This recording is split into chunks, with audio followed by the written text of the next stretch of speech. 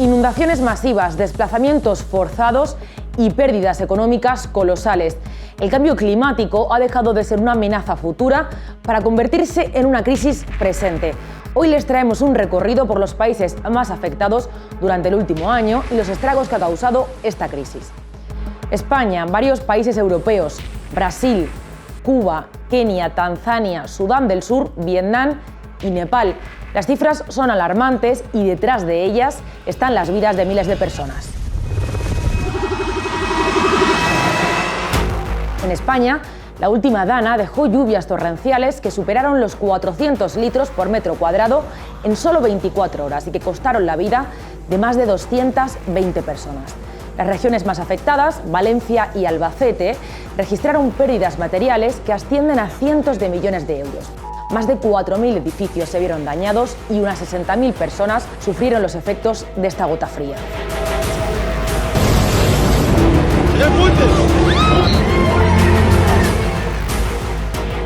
El año 2023 en España se convirtió en el segundo más cálido en el conjunto del país desde 1961, tan solo superado por 2022. Según la Agencia Estatal de Meteorología, el ascenso de la temperatura en el Océano Atlántico y el Mar Mediterráneo intensifica la probabilidad de que haya tormentas en la península ibérica. Pero España no ha sido la única afectada en Europa. La tormenta Boris dejó casi 30 muertos a lo largo y ancho del continente.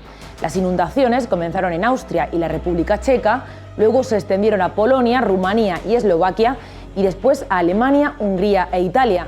En Polonia, por ejemplo, cayó casi medio año de lluvia en solo 3 días y en algunos lugares se registraron más de 400 litros por metro cuadrado. En Rumanía murieron 7 personas. Si nos fijamos en América Latina, encontramos cómo en Brasil las lluvias que tuvieron lugar durante el mes de marzo en Río Grande del Sur dañaron el 93% de las ciudades y pueblos de ese estado y causaron grandes estragos. Las inundaciones dejaron más de 160 muertos y alrededor de 580 desplazados.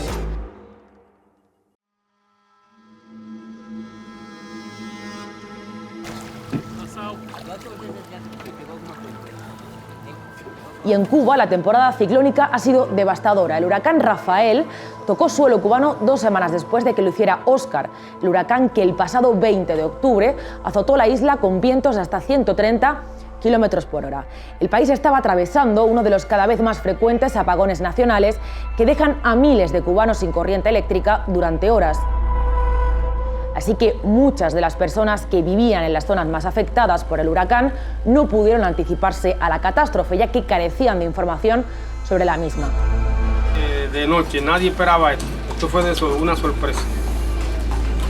Hubieron gente ahogada porque no tuvimos comunicación, porque no había corriente. Los habitantes de zonas como Imías, Maicí, Baracoa y San Antonio del Sur sufrieron crecidas de ríos, más de 30.000 evacuados, enormes pérdidas materiales y al menos 20 personas desaparecidas, aunque la cifra oficial solo habla de 8 víctimas mortales. Una experiencia amarga porque realmente jamás en la historia había ocurrido. Yo tengo 52 años y mis padres también me explican jamás en la vida que había ocurrido eso. El río no había cogido ese volumen, ese desastre que hubo, jamás en la historia había ocurrido aquí.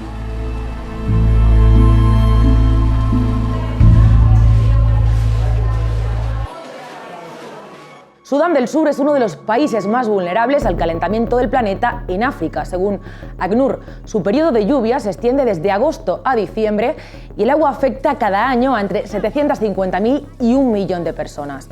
Las inundaciones de este año han sido de tal intensidad que los expertos dicen que podrían convertirse en las peores de los últimos 60 años. Según la Oficina de la ONU para la Coordinación de Asuntos Humanitarios, más de 1 millón de personas se han visto ya afectadas y se ha producido una crisis de desplazados que ha llevado a 379.000 personas a abandonar sus hogares.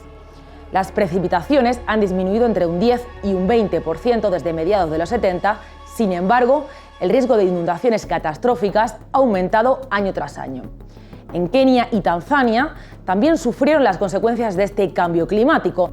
El pasado mes de abril, las lluvias dejaron en Kenia unos 220 fallecidos, 72 desaparecidos y más de 194.000 desplazados, según informaba la agencia EFE.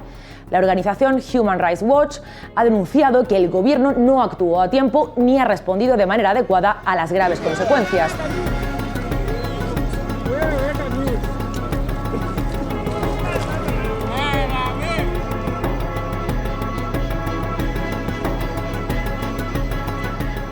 Y en Tanzania, más de lo mismo, alrededor de 150 personas fallecidas y 236 heridos. Kenia es un país que ha experimentado un cambio muy drástico en sus patrones meteorológicos. Una prolongada sequía en 2022 afectó a más de 4,5 millones de personas que necesitaron ayuda alimentaria urgente. Este año, el país ha enfrentado una transición muy abrupta, con precipitaciones muy fuertes e inundaciones entre el mes de marzo y mayo.